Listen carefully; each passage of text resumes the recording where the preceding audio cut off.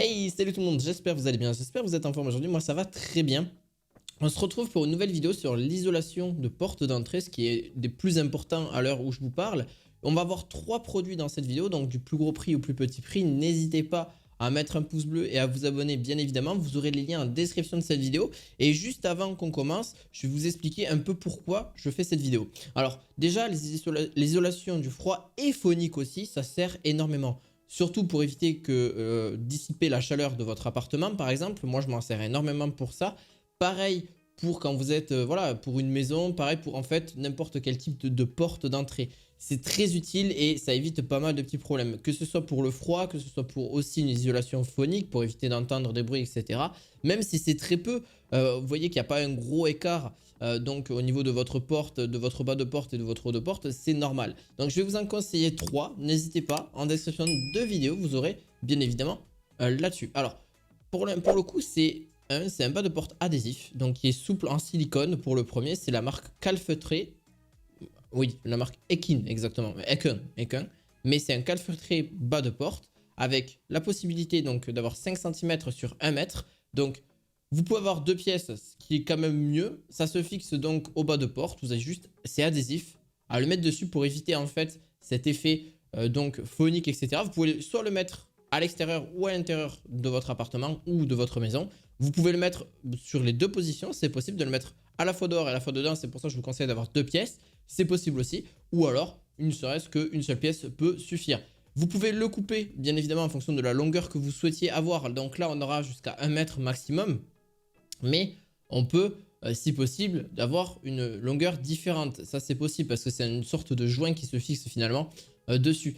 Encore une fois, je pense que ça peut être important. D'ailleurs, je vous ferai une vidéo sur les joints pour les portes. Ça peut vraiment vous être très utile pour éviter justement pour cet hiver tout problème là-dessus. Donc voilà, vous avez différentes colorimétries. On a du marron, du noir, etc. et du blanc.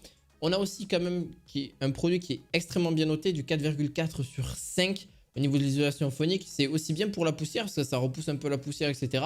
Le froid, vous l'avez compris, les souris, les fourmis, les cafards, les insectes, pour éviter qu'ils rentrent, etc. Dans votre bas de porte. Donc voilà, c'est pour moi très utile. Je trouve ça vraiment ingénieux. Et donc, on passera au deuxième, de la marque Vellure. Donc, c'est un bas de porte anti-courant d'air, étanchéité de porte, bien évidemment, pour tout ce qui est isolation, etc. Donc, de bruit et bien évidemment contre le froid. Et l'humidité, attention, ça aussi c'est quand même important. Donc ça évitera quand même beaucoup de choses. Et en plus de ça, il y a une découpe qui est personnalisable. Donc vous pouvez le découper sans problème. C'est adhésif aussi, attention. Vous pouvez sans problème là-dessus le coller comme vous le souhaitez et en fonction de la dimension que vous souhaitiez avoir. Par contre, il est donc jusqu'à 5 cm de hauteur. Et donc vous avez aussi 4 cm donc d'épaisseur entre la porte et vous l'avez compris, votre bas de porte et la hauteur. Par contre, ça va jusqu'à 1 mètre maximum. Donc faites vraiment attention à ça. Il a été aussi bien noté, 4,4 sur 5, légèrement plus cher de 3 euros.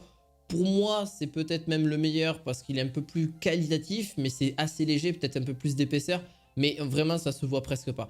Pour le dernier, par contre, celui-ci peut servir. Donc, que ce soit pour les bas de fenêtre, que ce soit pour les bas de porte, que ce soit... En fait, ça peut servir partout. Par contre, il est un peu gênant. Je vais vous expliquer pourquoi.